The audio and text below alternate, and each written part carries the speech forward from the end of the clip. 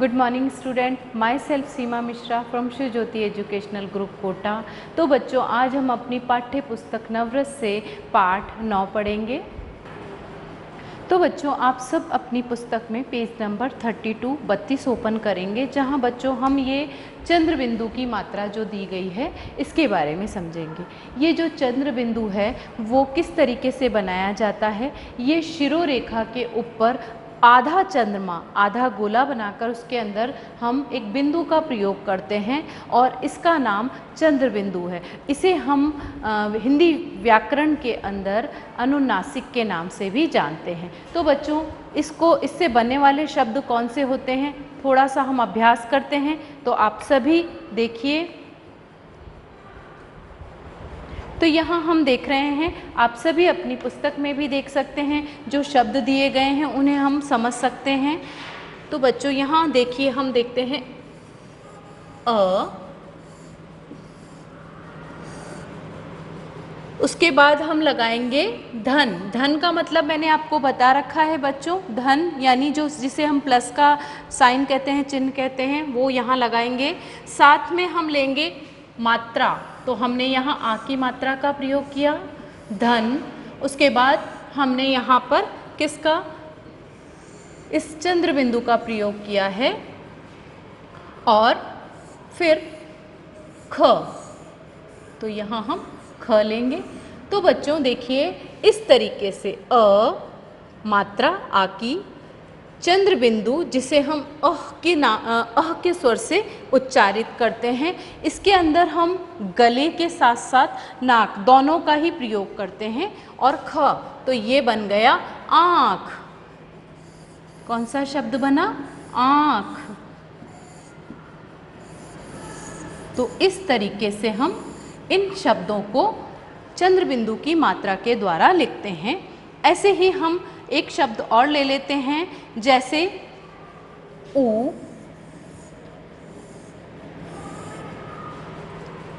धन, ऊपर हमने लगाया चंद्र बिंदु, धन, ट, तो ये ऊ, यहाँ पर हमने चंद्र बिंदु लिया है, और ट, तो ये बन गया ऊंट। तो ये हमारा जो स्वर है वो हमारे गले और नाक से निकल रहा है, और ये हमारा शब्द बन गया ऊंट। तो ये हमने कहाँ प्रयोग में लिया है, ये हमने ऊपर शिरोरेखा के ऊपर लगाया जाता है, इसे हम शिरोरेखा बोलते हैं। तो इस तरीके से हम इस चंद्र बिंदु का प्रयोग करते हैं, जिसे हम अनुनासिक भी कहते हैं। तो बच्चों, हम देखते हैं आगे पुस्तक में, आगे देखते हैं बच्चों, यहाँ पर हमें कुछ शब्द दिए गए हैं, उन शब्दों को भी हम पढ़ लेते हैं, ताकि हमें पता चल जाएगा कि कौन कौन से शब्द ऐसे हैं जो चंद्र बिंदु के द्वारा बनाए जाते हैं। जैसे यहाँ दिया है पाँच, सांच, आँच, कांच, हंसना, फसना, लंगड़ा, आंगन, बांधना, जलेबियाँ, बांटना, छांटना। ये जो शब्द हैं बच्चों, देखिए, इसको जब हम उच्चारित कर रहे हैं तो हमारी नाक और गले की आवाज़ मिलकर आ रही है। ऐसे ही हमें एक छोटी सी, यहाँ पर एक छोटा सा अनुच्छेद दिया है, उसे भी पढ़ लेते हैं। वहाँ पर भी हमने चंद्र बिंदु के शब्दों का प्रयोग किया है। तो हम देखते हैं, आंचल बाजार गई, यहाँ आंचल में चंद्र बिंदु दिया गया है। बाजार में दुकान देखी, आंचल ने अंगूठी देखी, अंगूठी पे चंद्र बिंदु का प्रयोग है। आंचल को अंगूठी भाई, अंगूठी भाई मतलब पसंद आई। आंचल ने एक सुंदर अंगूठी खरीदी, अंगूठी माँ को दी, यानी माँ को दी, माँ पर भी चंद्र बिंदु आया है और अंगूठी शब्द पर भी चंद्र बिंदु आया है। माँ ने उंगली, उंगली में भी चंद्र बिंदु का प्रयोग किया गया है, उंगली में अंगूठी पहनी। तो इस प्रकार से हम देख रहे हैं, यहाँ बहुत सारे ऐसे शब्द हैं जिन पर चंद्र बिंदु का प्रयोग किया गया है।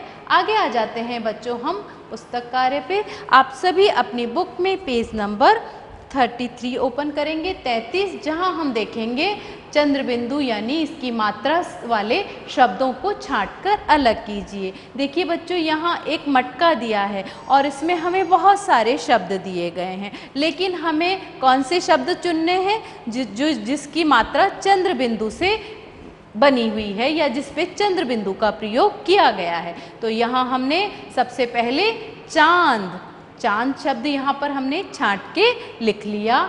ऐसे ही बूंद, बूंद पर क्या लगा हुआ है? चंद्र बिंदु, हमने ये शब्द भी यहाँ लिखा। बांसुरी, बांसुरी यहाँ पर लिखा। उसके बाद पाँव, पाँव पे भी क्या है? चंद्र बिंदु का प्रयोग किया गया है। ऐसे ही दांत, उंगली, इसी प्रकार से चांदी, ये जितने शब्द हैं ये चंद्र बिंदु से बने हुए शब्द हैं। आगे देखते हैं बच्चों हम, आगे हमें चंद्र बिंदु लगाकर शब्द पूरे करने हैं। तो यहाँ जो हमें शब्द दिए हैं उन पे चंद्र बिंदु का हमें प्रयोग करना है। तो जिन शब्दों पे चंद्र बिंदु नहीं लगे हैं उन शब्दों पर हम चंद्र बिंदु लगाएंगे। तो यहाँ हम देख रहे हैं कि सभी शब्दों पर हमें क्या प्रयोग करना है? चंद्र बिंदु का प्रयोग करना है। तो मैं आप सबको ये शब्द बता रही हूँ, आप सभी इन शब्दों पे चंद्र बिंदु लगाएंगे। जैसे पहला शब्द है आंधी, तो यहाँ चंद्र बिंदु आ गया।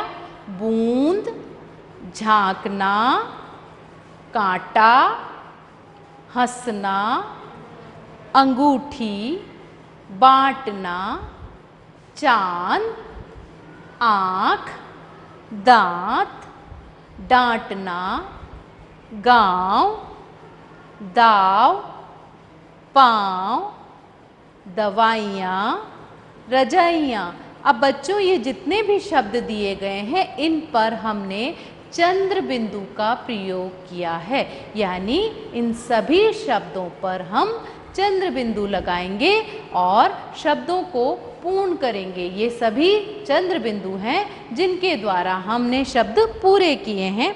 आगे आ जाते हैं बच्चों, हम प्रश्न नंबर 3 देखते हैं। पेज नंबर आपको 34 यानी 34 ओपन करना है।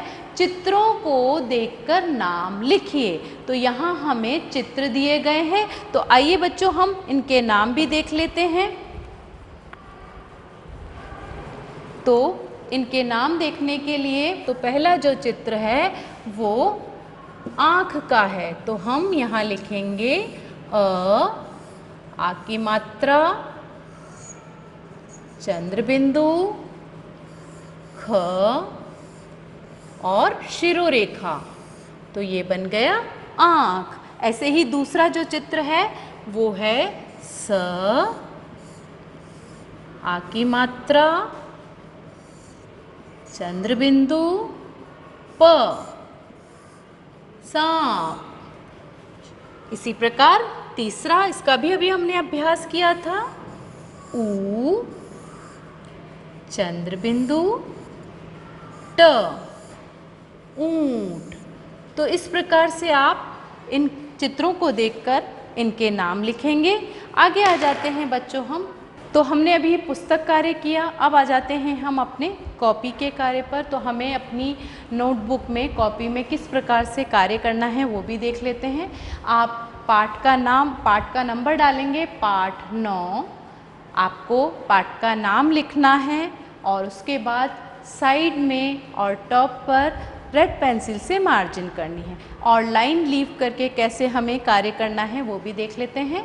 यहाँ सबसे पहले हम लिखेंगे नवीन शब्द, और नवीन शब्द में अभी हमने जिस मात्रा का प्रयोग किया है उसी से बने हमने नवीन शब्द बनाने हैं। यहाँ नंबर 1 पे है प, आ की मात्रा, चंद्र बिंदु, च, 5।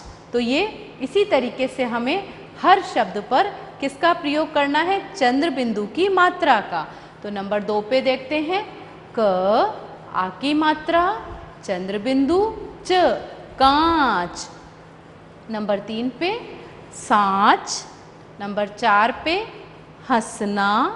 नंबर 5 पे है आंगन और नंबर 6 पे है बांटना।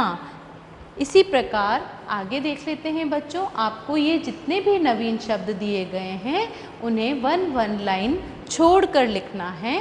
लिखित प्रश्न नंबर 1 पर ऐसे ही मार्जिन रेखा करनी है। प्रश्न नंबर 1, बाजार कौन गई? तो इसका उत्तर लिखेंगे हम, आंचल बाजार गई। प्रश्न नंबर 2, आंचल ने क्या खरीदा? उत्तर, आंचल ने अंगूठी खरीदी। तो अभी हमने ये पढ़ा था, तो आप सब इसे इसी तरीके से कॉपी में सुंदर अक्षरों में कार्य करेंगे। तो बच्चों, मुझे आशा है कि आपको ये पाठ अच्छे से समझ में आया होगा। धन्यवाद।